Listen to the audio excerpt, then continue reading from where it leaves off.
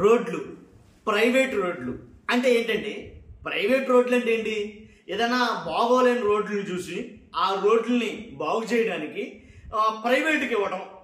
ప్రైవేట్కి ఇస్తే దాన్ని బాగు చేయించిన తర్వాత దాని మీద టోల్ గేట్ పెట్టుకుని వాళ్ళు తీసుకోవడం. ఇదే కదా ఎక్కడైనా జరిగింది సహజంగా. కానీ ఇదేంటిది ఇక్కడ వేరేలా జరుగుతుంది. బాగున్న రోడ్లనే ప్రైవేట్కి ఇవ్వడం ఏంటి? అర్థం కాలేదా? నాకు అర్థం కాల. లోపలికి వెళ్తేనే తెలియా. బాగున్న రోడ్లు ప్రైవేట్కి ఇవ్వడం ఏంటో నాకు అసలు అర్థం కాల.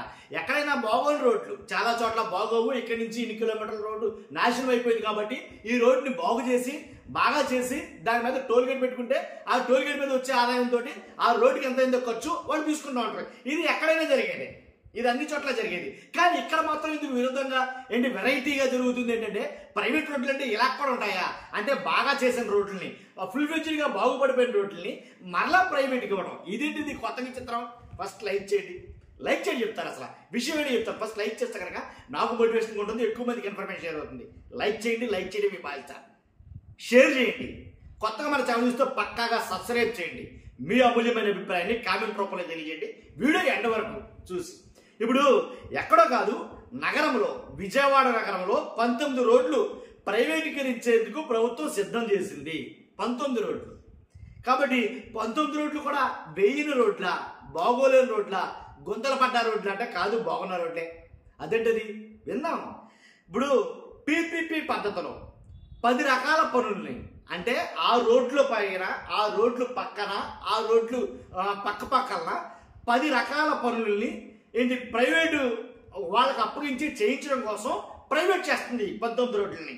ఎప్పటికీ 10 ఏళ్లకు 32 కోట్లు సమర్పించుకోబోతున్న విఎంసి విజయవాడ మున్సిపాలిటీ ప్రభుత్వ సంస్థలను నిర్వీర్యం చేసి మొత్తం ప్రైవేటీకరణ కంకణం కట్టుకున్న కోట ప్రభుత్వం ప్రజల నెత్తిన పిడుగు వేసేందుకు మరో అడుగు ముందుకేసింది. ఇక్కడ క్లియరే మీకు.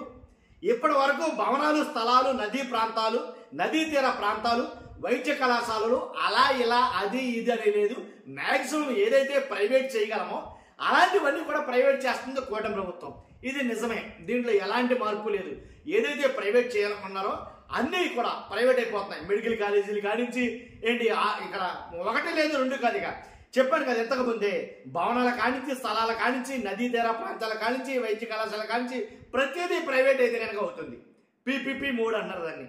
కాబట్టి అలాగ ప్రైవేట్ చేస్తున్నటువంటి ఆ పద్ధతిలో ప్రైవేట్ చేస్తున్న సర్కారు ఇప్పుడు తాజాగా విజయవాడ నగరంలో రోడ్లు నిర్వహణ కూడా ప్రైవేటుకు అప్పగించేందుకు రంగం సిద్ధమైంది. నిర్మాణం అంటే ఓకే, నిర్వహణ కూడా ప్రైవేట్గా అప్పగించింది.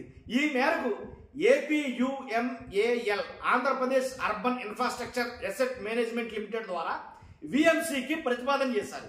ఇందులో నగరంలోని 3 సర్కిళ్ల పరిధిలో ఉన్న 19 ప్రధాన రహదారులను 23.54 అంటే 23 కిలోమీటర్ల మేర పీపీపీ పబ్లిక్ ప్రైవేట్ పార్టిసిపేషన్ ద్వారా ప్రైవేటీకరణ చేసేందుకు రంగం సిద్ధం చేశారు.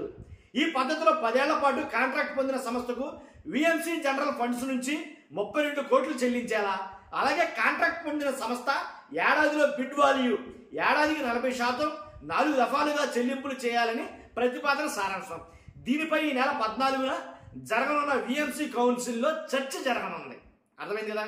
కాంట్రాక్టర్ ఏం చేస్తారు మరి అని అంటే, ఆయా రోడ్లలో బీటీ రోడ్లు వేయడం, నూతనంగా ఫుట్పాత్లు ఏర్పాటు చేయడం, సెంట్రల్ డివైడర్లు ఏర్పాటు చేయడం, కొత్త డ్రైన్లు నిర్మించడం, వీధి దీపాల నిర్వహణ, వినియోగ ప్రాంతాలు గుర్తించడం, రోడ్డు భద్రత ఏర్పాటు చేయడం, పార్కింగ్, వీధి వ్యాపారులకు అనుమతి ఇవ్వడం, స్ట్రీట్ ఫర్నిచర్ కూడలి అభివృద్ధి చేయాలని అధికారులు కౌన్సిల్లో ప్రతిపాదన చేశారు.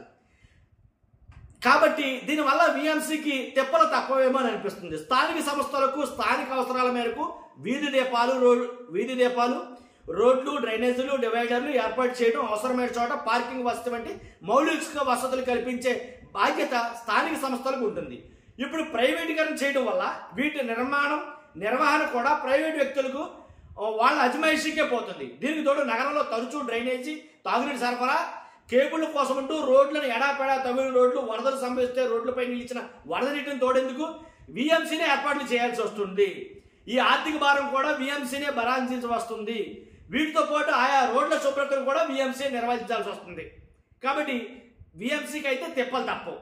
ప్రైవేటుకు లబ్ధి జనాలకు టోపియాలని రాసినప్పటికీ ఇప్పటికే వేసిన రోడ్లను నిర్వహణ పేరుతో ప్రైవేట్ వ్యక్తులకు కట్టబెట్టడం కేవలం ప్రైవేట్ వ్యక్తులకు ఆర్థికంగా లబ్ధి చేకూర్చబడినని విశ్లేషకులు పేర్కొంటున్నారు. ప్రతిపాదించిన ఆయా రోడ్లలో బిడ్ అవార్డు పొందిన కాంట్రాక్టర్ రోడ్డుపై వెళ్లే వాహనదారుల నుంచి టోల్ వసూలు చేస్తాడంట.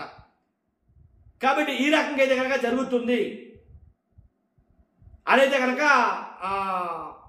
జరిగిందనమాట. కాబట్టి ఇది ఈ రకంగా ఏంటి వేసేసిన వాటి కోసం మరలా ఇవన్నీ అవసరమా అని చాలా మంది అయితే కనుక దాని మీద డిస్కస్ చేస్తున్నారు. కాబట్టి అది చర్చకి రాబోతుంది. కాబట్టి వేసిన రోడ్లకి మరలా ప్రైవేటీకరణ ఎందుకు అవసరమా, కాబట్టి దీని ద్వారా చాలా అయితే కనుక నష్టపోతుంది ప్రభుత్వం. ఇలా కొన్ని రకాల ఆరోపణలు అయితే వాదనలు అయితే ఉన్నాయి. ఏదేమైనప్పటికీ ఇప్పుడు బాగోలేని రోడ్డు అనుకోండి, ఒకటే మాట సింగిల్ లైన్ బాగోలేదు, రోడ్డు అసలు అస్తవ్యస్తంగా ఉందని అనుకుంటే కనుక ప్రభుత్వం వేయలేకపోతుంది ఆ రోడ్డు అంటే కనుక ఆ రోడ్డు ఎంత లెక్క అయితే ఉందో అంత లెక్క ప్రైవేట్ పరం చేయడం తప్పులేదు, మీ దగ్గర లేదు కాబట్టి.